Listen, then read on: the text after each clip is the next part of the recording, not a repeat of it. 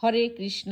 27 April Bangladesh, Canada এবং ইন্ডিয়াতে একই দিনে হবে মোহিনী একাদশী, মঙ্গলবার একাদশী ব্রতের পারণ। মোহিনী একাদশী ব্রত পড়লে ভক্তের সমস্ত পাপ বিনষ্ট হয় এবং সর্বদুঃখ বিনাশ হয়। মোহিনী একাদশী ব্রতকথা ও ব্রত মাহাত্ম্য।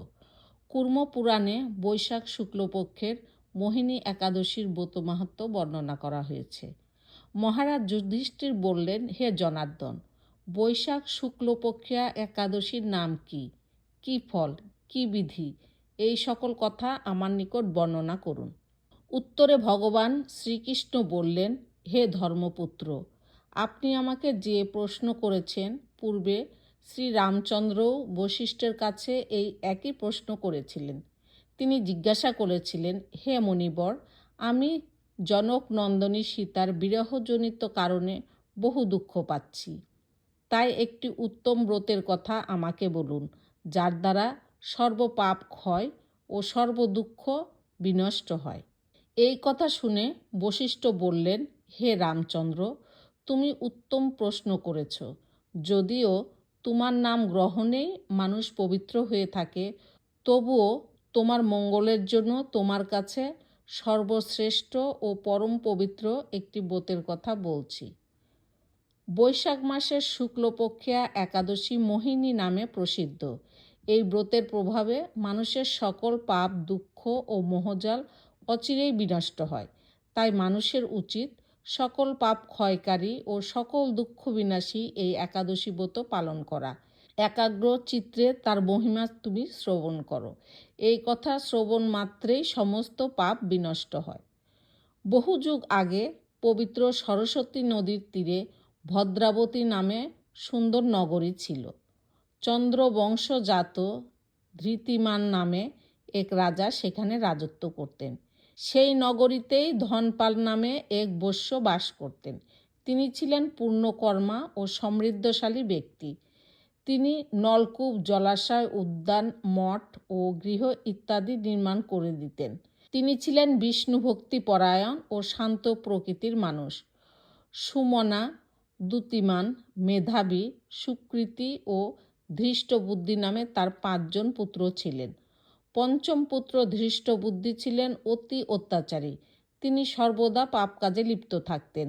লম্পট্য ও দ্রুতিক্রিয়া প্রভৃতি পাপে তিনি অত্যন্ত আসক্তি ছিলেন।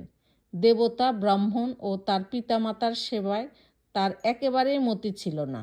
তিনি অন্যায় কাজে রত, দুষ্ট স্বভাব ও পিতৃধন ক্ষয়কারক ছিলেন। সবসময় তিনি অভক্ষণ ভক্ষ ও সুরাপানে মত্ত থাকতেন। পিতা ধনপাল একদিন পথ চলছিলেন। হঠাৎ তিনি দেখতে পেলেন ধৃষ্টবুদ্ধি এক বেশ্যার সঙ্গে নিঃসংকোচে ঘুরে বেড়াচ্ছেন। তার নির্লজ্জ এই পুত্রকে এইভাবে চৌরাস্তায় ভ্রমণ করতে দেখে তিনি অত্যন্ত মর্মাহত হলেন।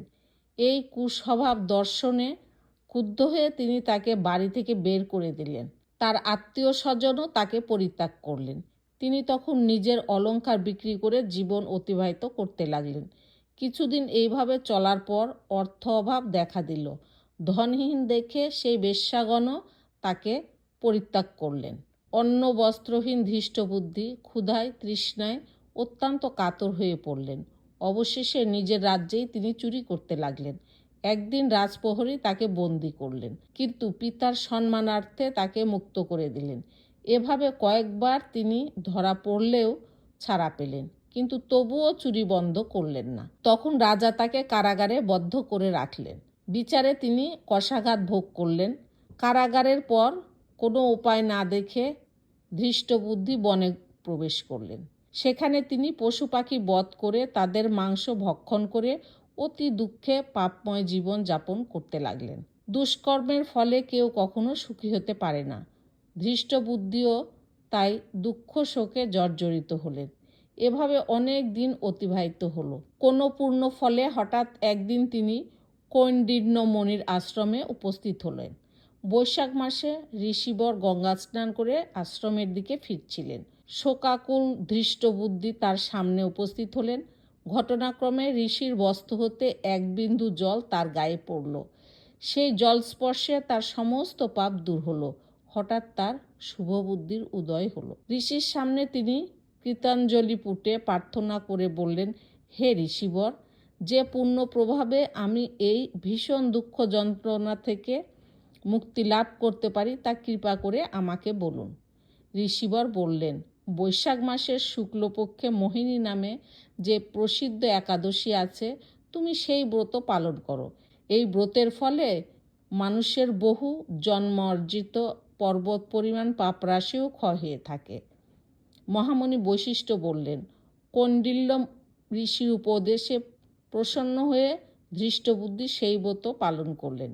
হে মহারাজ রামচন্দ্র, এই ব্রত পালনে তিনি নিষ্পাপ হলেন, দিব্যদেহ লাভ করলেন, অবশেষে গরুড়ে আরোহণ করে সকল প্রকার উপদ্রবহীন বৈকুণ্ঠ ধামে গমন করলেন।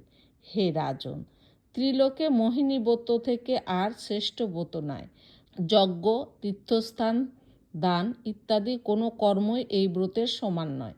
এই ব্রত কথা শ্রবণে কীর্তনে সহস্র গোদানের ফল লাভ হয়। মোহিনী একাদশী ব্রত কথা সম্পন্ন। হরে কৃষ্ণ।